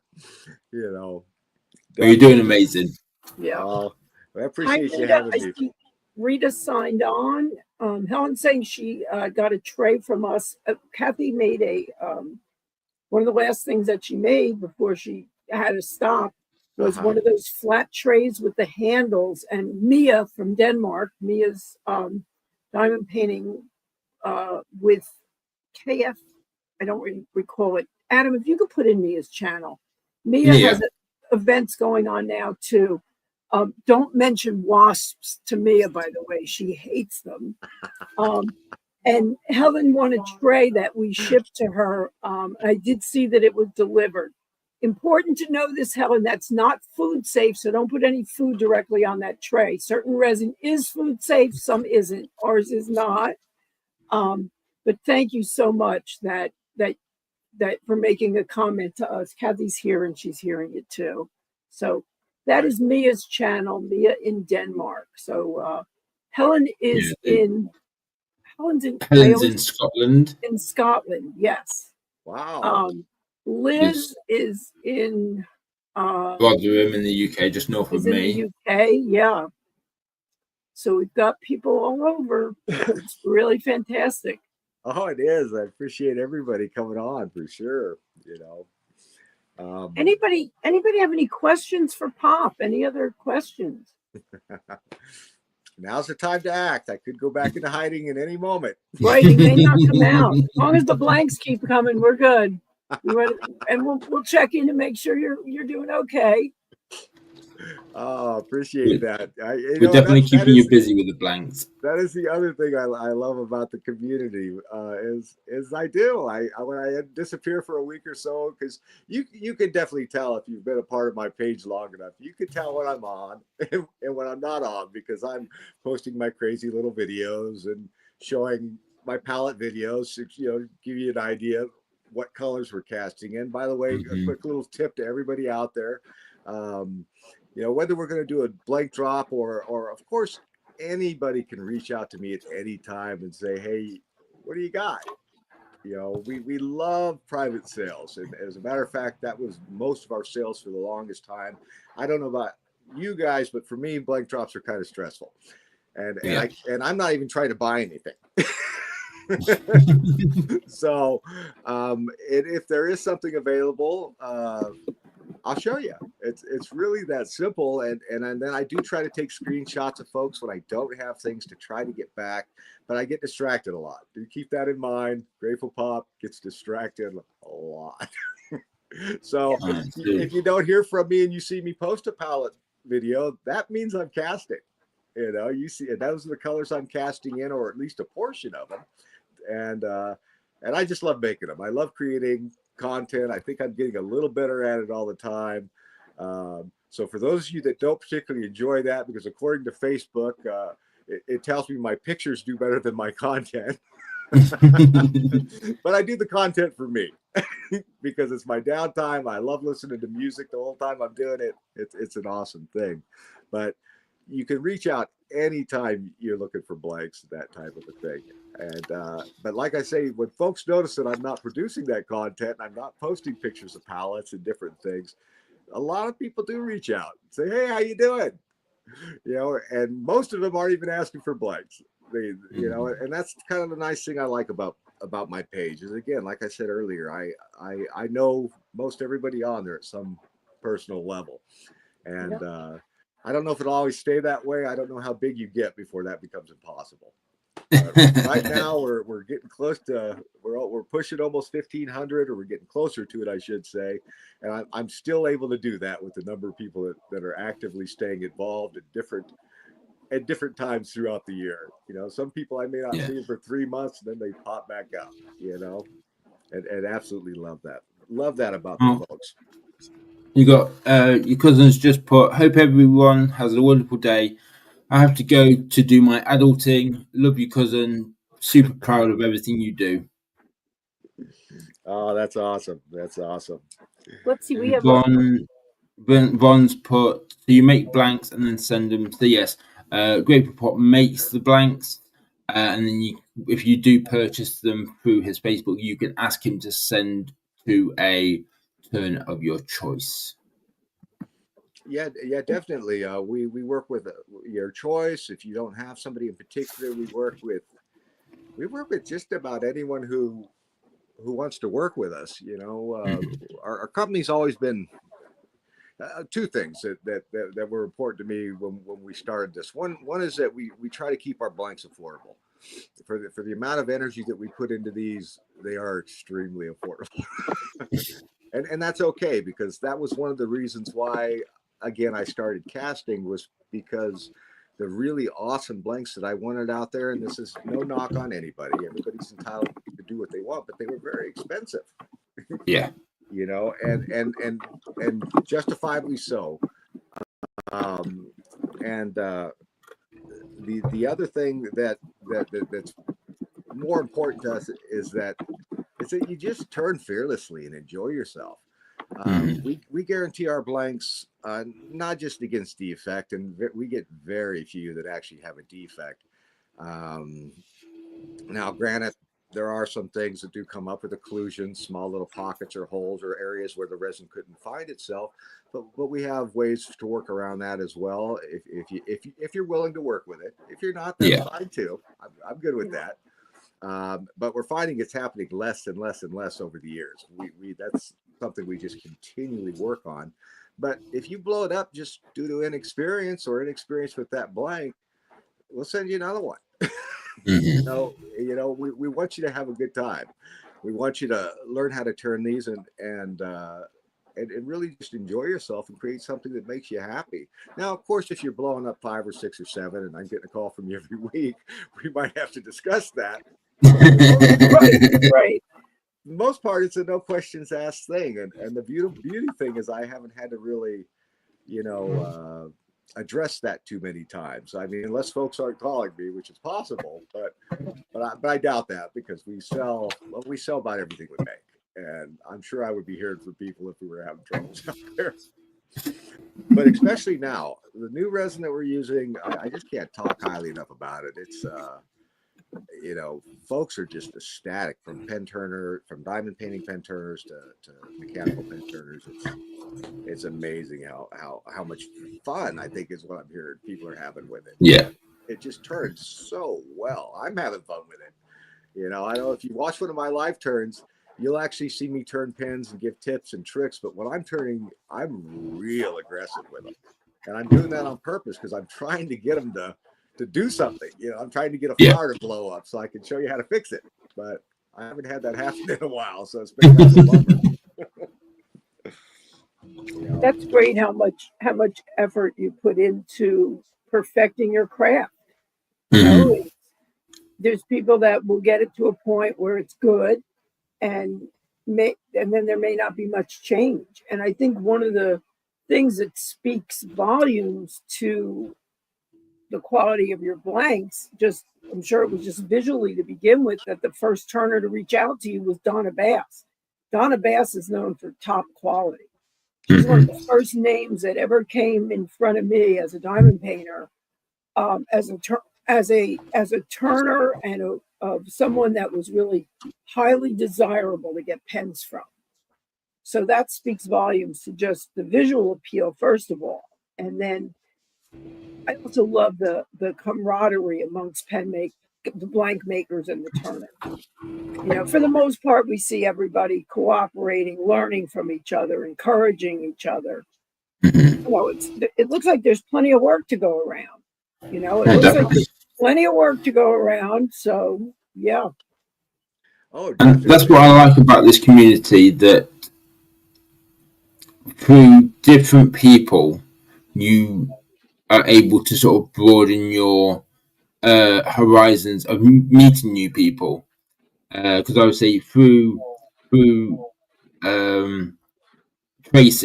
Tracy showed me onto sort of like Ashley's page, and through there I've sort of been able to sort of see more of Grateful Pop's blanks, and then through the Grateful Pop's Facebook, then I sort of got on to seeing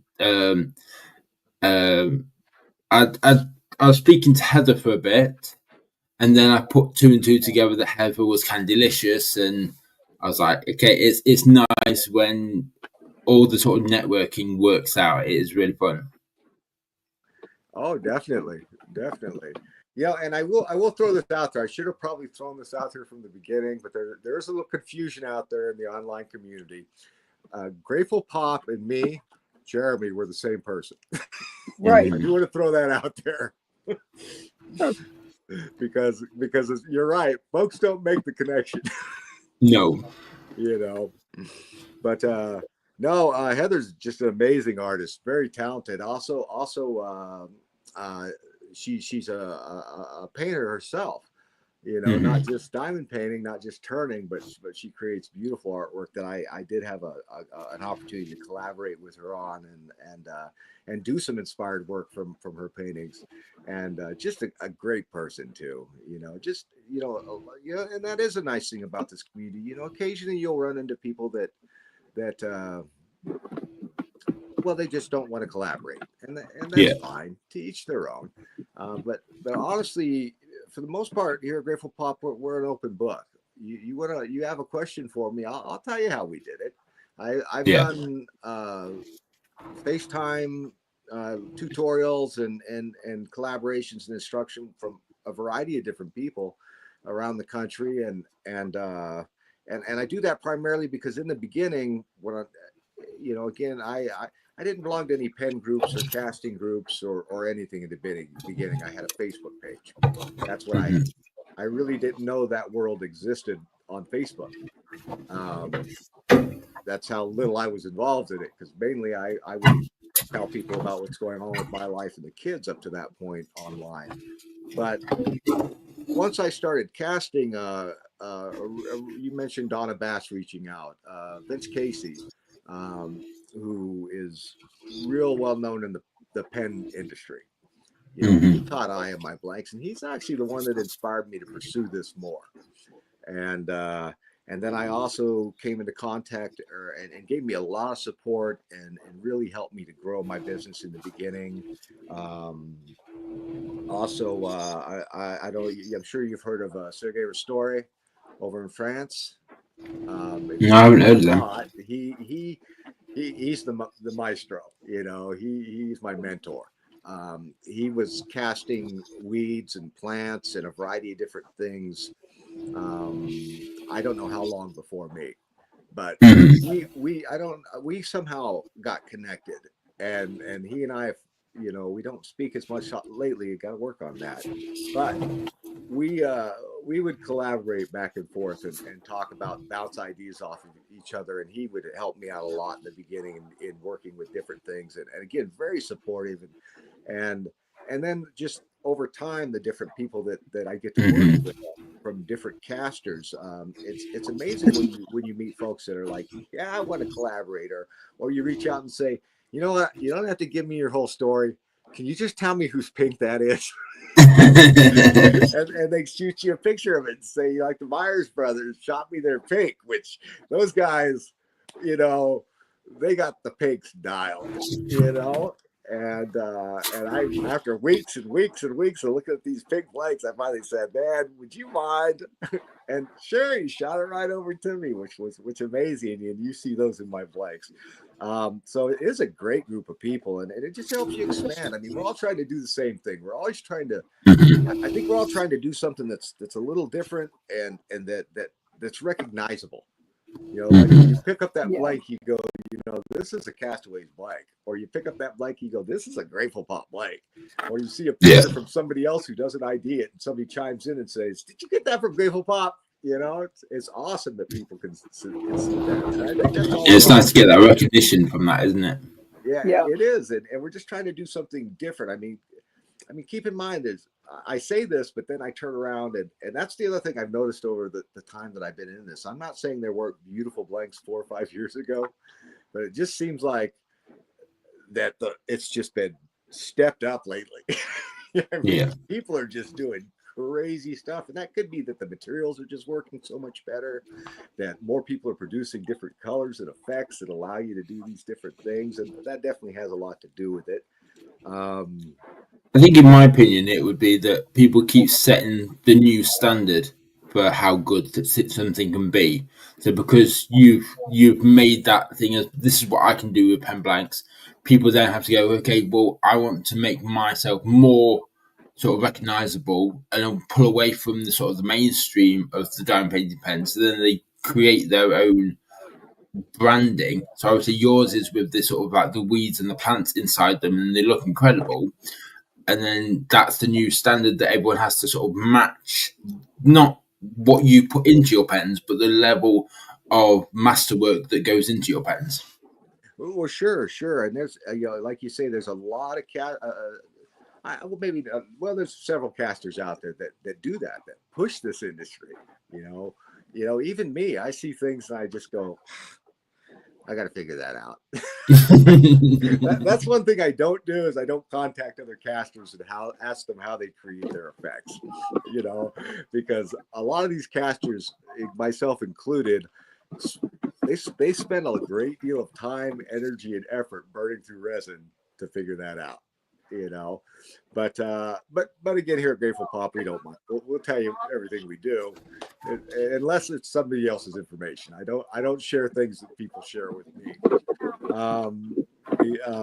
But we've done groups, we've done group casts with the local turning clubs, done demonstrations, and a few people they do it for a little while.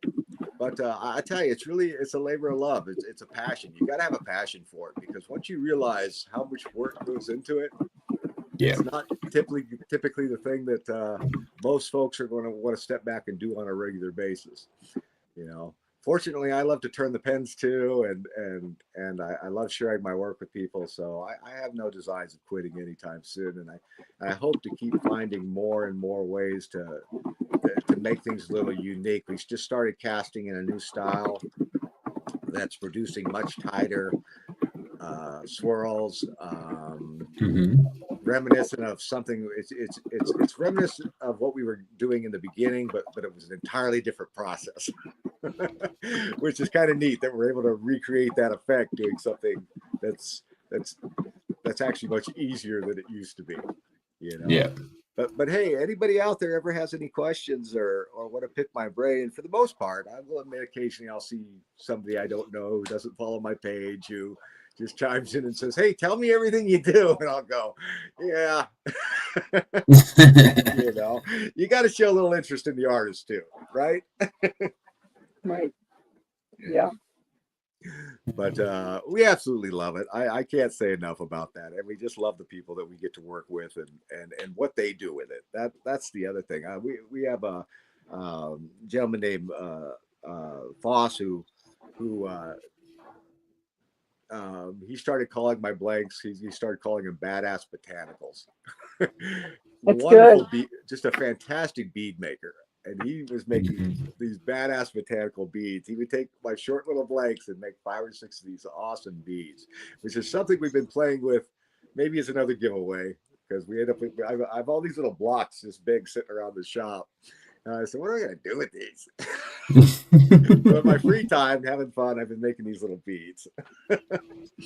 But like I said, we just it's just amazing what people do with these blanks, what they come up with, Yeah. But anyways, boy, you guys have got me on here for almost an hour and a half. That's mind blowing. I know, it's mad. And we greatly appreciate it. We don't want to take any more time away from your Saturday afternoon. We love having you. We're so glad you came on to join us. Oh, sure thing. And for those that are watching, thank you for joining. We appreciate each and every one of you. We really do. Don't forget to like, share, and follow when you hit my page. Remember, I think as a society, we're getting desensitized to liking things. Like using a turn signal. We just don't do it anymore. But hit that like button. It means a lot to all those out there that are putting content out for you and putting the time aside to hopefully give you something you enjoy. And personally, I feel if you watched it, you must have liked it. So hit that like button. Also, be sure to follow Grateful Pop. We're always doing fun giveaways. We got a blank drop coming up soon. We're always getting involved in activities such as the year-long Asian event, which has been fantastic. And we'll probably be doing a giveaway this month pretty soon. I've been planning this new giveaway. It's very elaborate. It's like a 2-stage giveaway that first involves pen makers and then involves pen collectors. So we'll see if I can actually pull it off. The simplest ones I do are confusing enough. So who knows? I've got a couple of Adam and Eve. I really. We've got one quick statement. So we've got Jeremy, keep making your unique style of blanks. Looking forward to seeing more of your creations and spotting them when they are turned by different turners. Thank you for joining us. That's by Tanis. I just want to say from me to you, thank you for jumping on today, and because this is my birthday weekend. My actual birthday is on Monday, and it was awesome that you picked the 3rd of May just to sort of come and have a chat. Really Awesome. great Brilliant, timing. thank you. And Pop, thank you Pop has given us a year-long commitment for this event. Definitely. And we really appreciate that, and all of our participants that have been winning the blanks and are looking forward to the rest of the year. Everybody is really happy about that. So thank you. Sincerely, thank you. Just thank you for letting me be a part of it. We really do appreciate it. Yeah, I remember Tracy when she reached out to me about that. She goes, "We're hoping to get a blank. Can we get one from you?" I'm like, "How long's this thing going on for?" All year. I go, "One blank?" No, we appreciate the opportunity. Like I said, we love giving back here at Grateful Pop. That's the other thing out there. If you folks are working with vets, you're working, with anything with cancer. I lost my father to cancer. My mother, she's recently a breast cancer survivor. Really anything to do with kids, suicide awareness, anything. Reach out. We'll take part if we can. If there's something we can do, we will. We have a junior pen club. I don't know if you guys know about that. Those of you that are doing things with your kids, we'll send you free blanks. We don't necessarily send you the most complicated ones we have. It depends on the skills you have, but we have wood blanks, burl blanks, resin blanks, all sorts of fun things to work with. But we tried to do a formal thing with that. It kind of belly flopped, but we'll maybe revisit that again another day. But we still have the informal. Just reach out. We don't ask anything of you. Just that your kids turn them, and maybe you send me a picture and show me what they're doing. And if you want to give us a shout out online, that would be awesome too. But we don't require any of that. And we've got some kids. Nathan Bug, he has Bug's Custom Pens. He started turning with us 4 years ago. Now I think he's 18 now, and wow. Just a wonderful kid. Wonderful. That's beautiful. That kid turns the heck out of me. I mean, he's just awesome. But we're always doing something fun, and we love to get involved. We love to give back to the community as much as we can, and if there's a way we can do it, we will. And again, thank you guys for having me on. I really appreciate it. Thank you, Pop. All right, I'm going to let you go. Is that okay? All right. Yeah. We'll let you go. Thank you very much for joining us. You are free to move about the cabin. Awesome. And my phone didn't die. Perfect. Thanks again, Adam. And thank you again. See you soon, Jeremy. Appreciate you too. Take care, bye-bye. Jeremy. See you soon online. Definitely. Bye-bye. Bye-bye. He's awesome. That was really special. He's a really very special person. And what comes next, Adam? What do we need to let people know about? What's our I might have some dates and things here. Are you going live on your birthday? Is that happening? I am going live on my birthday on Monday. So I've still got to schedule it. But it will be my normal time. Meaning 4 p.m. Eastern. 4 p.m. Eastern. 11 p.m. British time. 9 p.m. British time.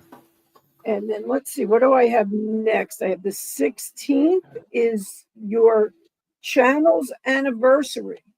And that is 2 years. Well, no, before you get to the 16th, we all need to be here on the 10th because we have the prizes to give away.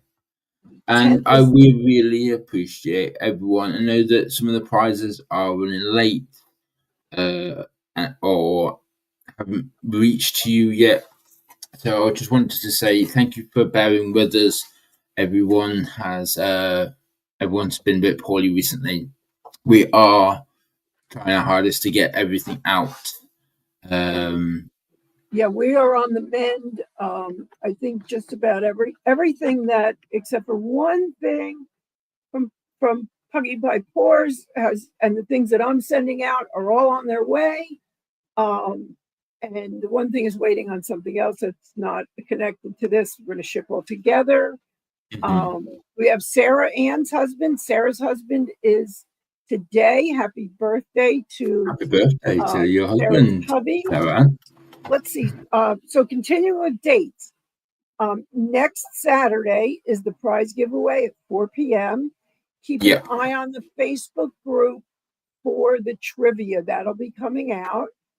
And then on the 16th, Is it Adam's 6? channel anniversary, and Mia on Mia's channel. Mia is hosting that. Is that also going to be on your channel as well? Okay. I will put it on my channel. So I'll be on Mia's channel, but I will go live within her StreamYard to put it on my channel. Okay. My birthday is on May Day. Yes, Helen. The 17th. This year it is.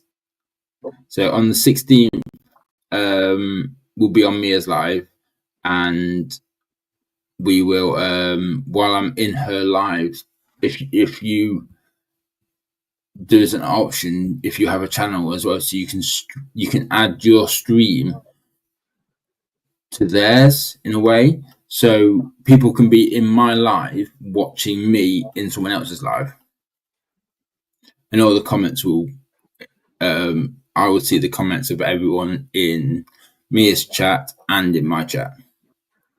And then on the 17th, we have our next event sponsor. Sponsor Spotlight is going to be Sabrina from Bee's Crafty Corner. And thank you, Sarah Ann. Let's see, the week after the 24th, Nicole from Bella Art to Nicole will be here. And then the next thing you know, what's it time for again after that? It will be the 31st, and it's going to be the sponsor parade for May. That's mad. And the sponsor event. Wow. I want to say thank you to everyone for the birthday wishes. It means a lot to me. Thank you. Also, remember, we encourage everybody to participate in other events. We've got Mermaids and Magic going on this month. That's with Ditzy, and Kubakai with Jenny. Kubakai was in earlier. Yeah, Nyx is launching tonight. I think their first prizes. I know Anita was on, and that Anita was on the first prize. Phoenix Fantasy event. Also, there is a Year of Yume going on, and they're doing a Yume in May event within that event, which gave me an idea that we haven't discussed it yet, but I'm thinking we do something like Asian August or something. So we'll have to cross that bridge when we get to it. I got a couple of, but we'll get it out soon if we are going to do it. Kerry says, may the 4th be with you from future Kerry, because tomorrow's the 4th. I love that. Tomorrow we got a big boxing match on here. We're going to finally fighting for the U.S. is my favorite fighter from Japan, so I'm into the boxing. Like Helen was saying, today my birthday is on May Day, and May Day is a bank holiday. So it's always nice that every couple of years it falls right so that I can be off on my birthday instead of having to work. Oh, that's nice. Yeah, that's nice.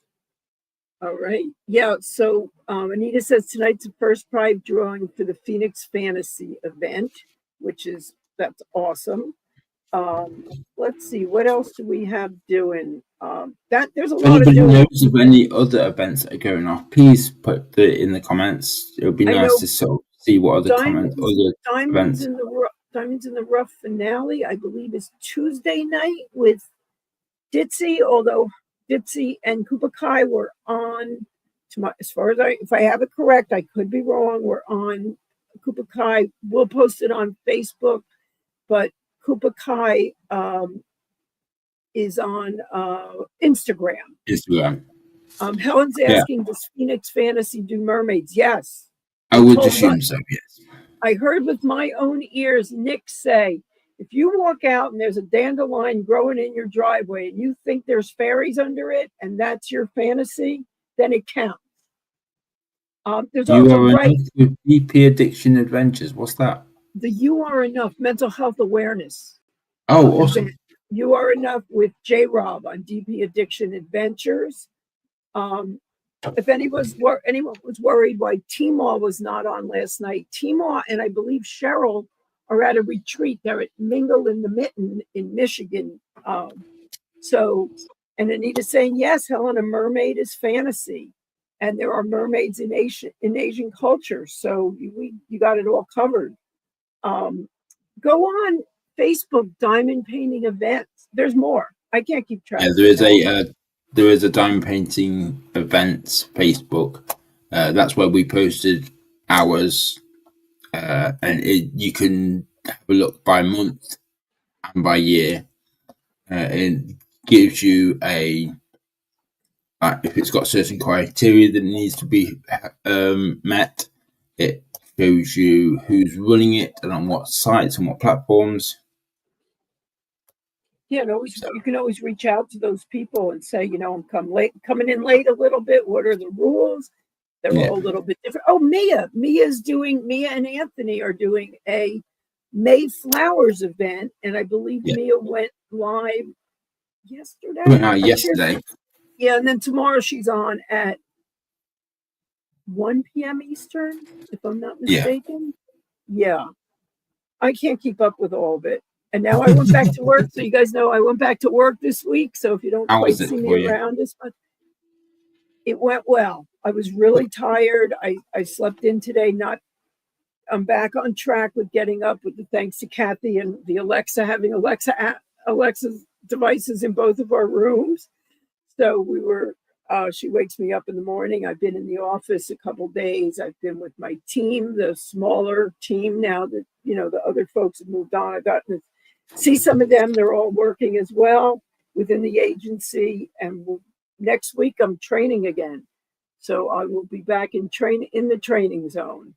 So Kathy will be off to D&D tonight and hoping tomorrow.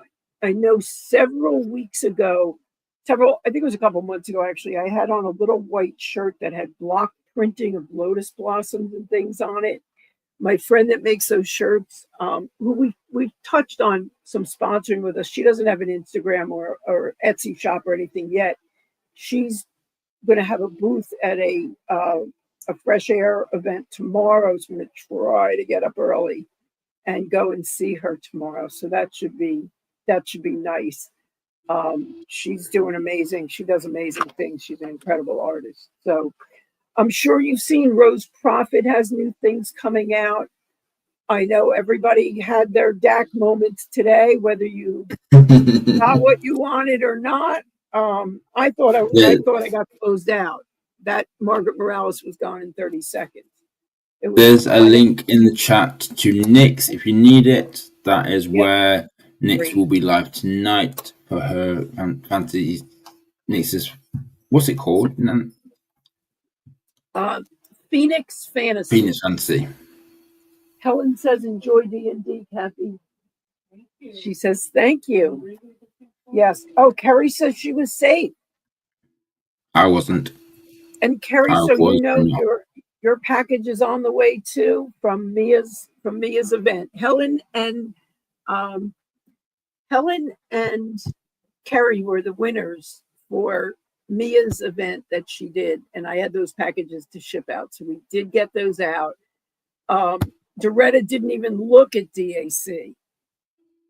Sometimes that's the best course of action. Yeah. Nuts is on a no-buy and was safe. I think of a baseball game. Safe. Sailing into home plate. Sarah hasn't been buying, but looks to see what she likes.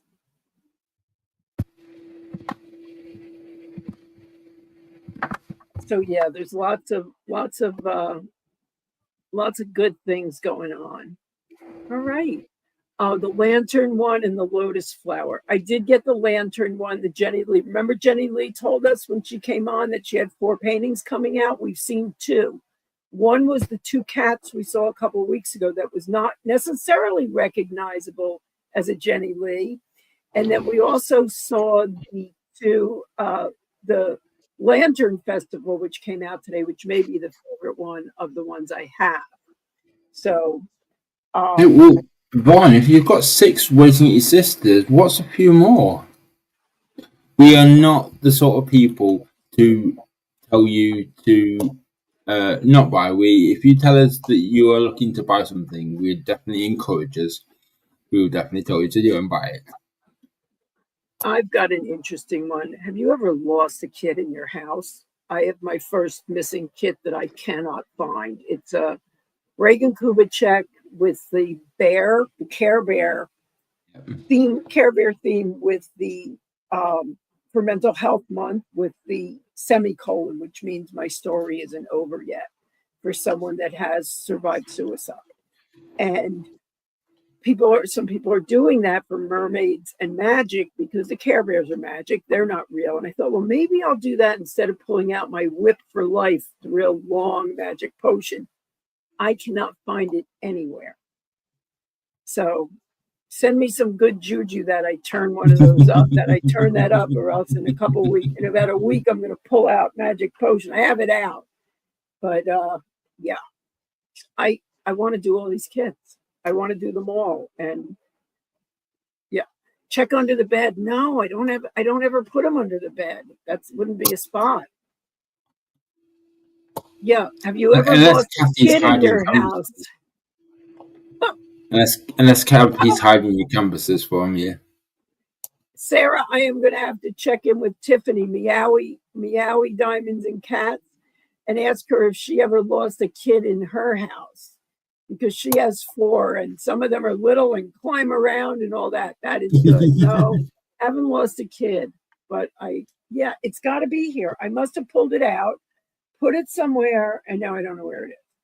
So that's why you should look where you wouldn't normally put it, because that's true. Maybe I should look under the bed. I just thought of somewhere else to look, back in the corner over there that kits end up in occasionally. I keep moving them as more come. So I've been on a big organizing spree, and right now it's my cosmetics, my makeup I'm doing. So that's a whole thing all in itself. I got inspiration from Angel with all of Angel's deep cleaning and organizing. So yeah. Yeah, I do love that Angel does a lot of sort of self-care. It is important to look after yourself. Yeah, she's getting rest today. Is that right? Yeah, she's having a bit of a flare up. Okay. So she's catching up on sleep, and she was in a lot of pain earlier. So, well, I'm glad she's taking care of herself. Yeah. All right. Ginny says I'm going to have a 2-month whip along. I have several I've started, and I want to start so many more. Gorgonzola. Is that the name of the kit? Gorgonzola is a type of cheese, right? Is that a kit, Jenny? Whip along. I'll definitely join you for that. I'm down to 2. No, I've only got 2 started. I still have a few. Oh, Gorgona from Ennis. Okay. You must have auto-corrected to Gorgonzola. Gorgonzola is a very pungent cheese, a very strong-smelling cheese. Yeah, you don't want your kids to be strong-selling. Adam's taking a moment there. Yeah, Helen, you lost some when you moved. Oh, I'm sorry to hear about that. Yeah, I got it. I know this is a smaller kit, and I thought I may have put it where I have some of my smaller kits, but she's not showing up. So, what's Adam got there? I was talking about Envis and DSE. Angel said to me, like, I wanted to get you something, but I didn't know what to get you. So she's given me some of her kits out of her D-stash. And she was like, I'm sorry, but it's not much. And I'm like, it doesn't matter where things from. A gift is a gift. Yeah. So she's got me this one. Oh, that's right up your alley, Adam. Yep. Absolutely. What's the name of that? Can you put that down a little bit? It's one of those hard to pronounce ones. Yes. Ludum pythonissum. Lunum pythonissum. So yeah, it is Lunum, Pythonissum by Enris Guerra, and that is gorgeous. Yeah, I can see where that's definitely right up your alley. And then she gave me 3, which was unreal. And then we've got this one, which is called Last Fallen Petals. Fallen Oh, that's Petals. beautiful. That is beautiful. And it's got so many 550s in. Oh, right. Dakotathon is also going on. We hadn't mentioned that.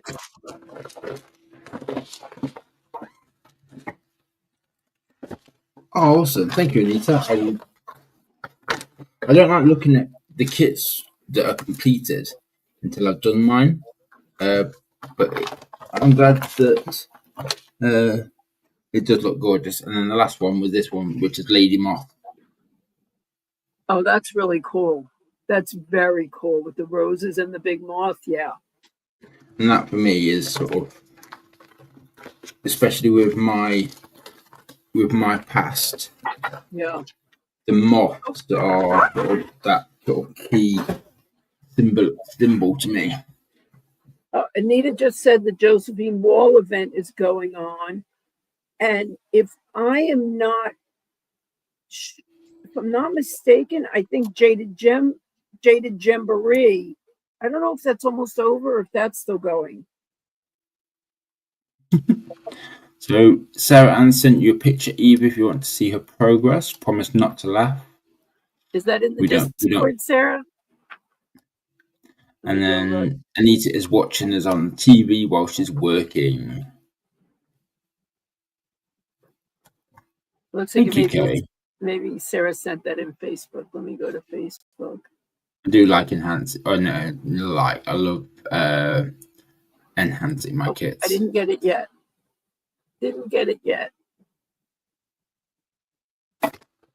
Mindy got a farm event. Okay, what's that, Linda?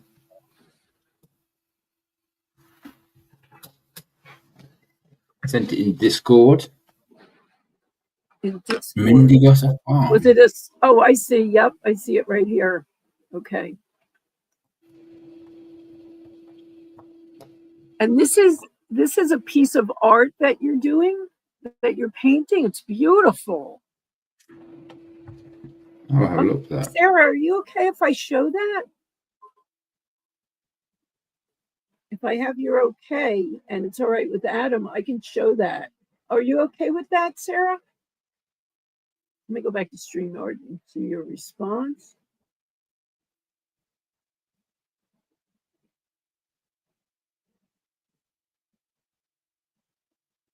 She says we can show it. Let me see if I can pull it up. I can't find that, Linda. Can you message me or tag me in that for me, please?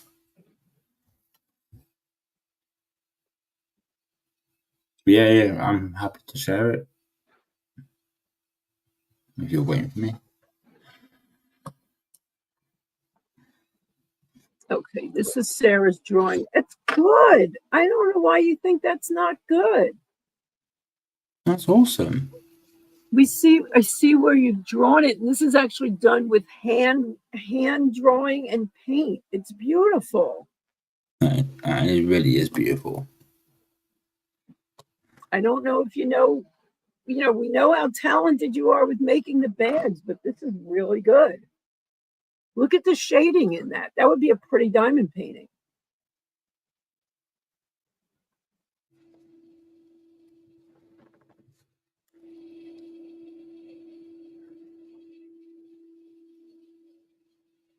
You got a lot of really great comments coming in, Sarah. I'm sure you can see these. Yeah, acrylic does dry very fast, and in some cases it's good depending on what you're doing with it. Oh, did we lose Adam? I don't think we lost Adam. I'm going to take this down. Okay, I just want to make sure we didn't lose you. I just wanted to give Sarah Ann the spotlight because that's gorgeous. Yeah, it's really good. Thank you.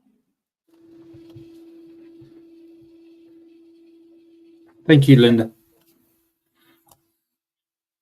Well, we are getting close to 2 hours, and I am going to have to get on my way because I'm going to start getting ready to I need to eat something, get Kathy set to get out, take her out. And I'm sure, Adam, you probably want to. If you can, Eve, Yes. with Kathy and her D&D, and she does it online, doesn't she, as well? Yeah, tonight she's playing in person. Sometimes she plays Is online. there like a crash course of how to get involved with it? Not that I know of. If you go on, I'm sure there's people on Discord that could help you. Yeah, because it sounds amazing, and I used to be into certain in stuff before, like Warhammer and stuff like that. So I think it's something I'd like to get into, but I've never known it or how to do it before. Really, the best way is to have someone that knows what they're doing help you roll up a character. You roll dice to see things about your character and just start playing. Like I also, another thing you could do is start watching campaigns on campaign, meaning an adventure that people go on in D&D on YouTube. There's a channel called Table Story, and there's these. If you go to their playlist, there's all these different games that they played. And these are with professional voice actors and things. They're really, really good. But just by sitting and constantly listening to it is how I came to understand it. I don't play. I played once 35 years ago, and I don't really know anything about it from that perspective. But by listening to Kathy for 40 years talk about it, and by watching these things on YouTube, is where I've gotten an understanding of D&D. So I think also there may be some basic books. I would just Google and see what's out there. Maybe there's a basic understanding you could get on Audible or something like that. Where do I start? I'd like to learn about D&D. Where do I start? And I'll send you stuff. I'll check with Kathy. She might know. I appreciate that. Thank you. Well, I hope you all have an amazing evening, an amazing rest of your weekend. And please, if you are free later on today, go and check out Nix's notions for her Phoenix Fantasy event starting up. Like we said earlier on, I will be live on Monday for my birthday. It will probably just be a whip along. But yeah, it'll be good fun. If anyone wants to join in, just send me a message and I'll send you across the StreamYard link. Depending on when I finish work, we'll determine if I'm able to jump on or not. I will try to sit 4 Eastern, so I should be getting done about then. I'm going to try to remember to.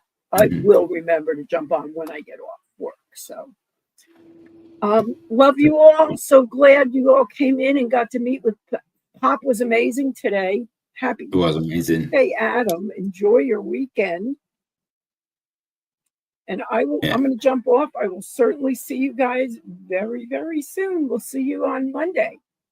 Yeah, we'll see you all on Monday. See you soon, everyone. See you soon. Have a great weekend.